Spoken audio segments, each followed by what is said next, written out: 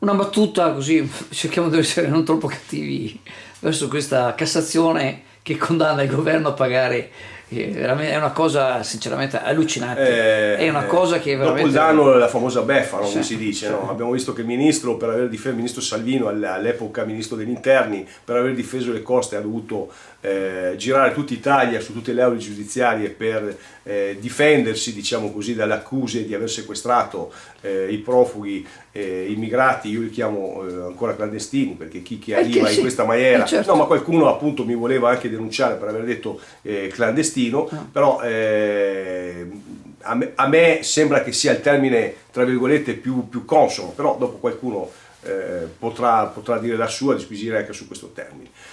Io a casa mia, se qualcuno entra, insomma, e non viene con una carta d'identità, non viene riconosciuto o quant'altro, non penso che venga da invitato o da amico, credo che sia una persona, insomma, che ci siamo capiti.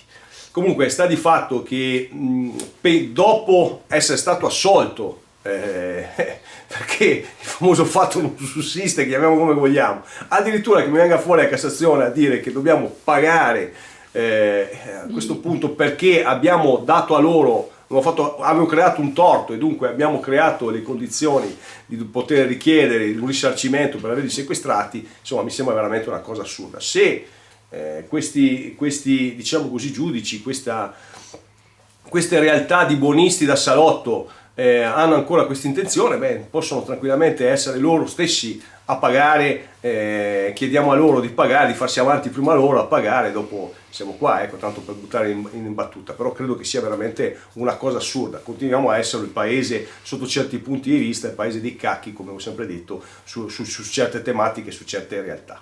AF Energia ci trovate in Viale Mediterraneo 135 a Sottomarina, dal lunedì al venerdì 8.30, 12.30, 14.30, 18.30. Offriamo il servizio luce, gas, prezzo fisso, prezzo variabile, telefonia, fibra o ADSL per famiglie, imprese e condomini.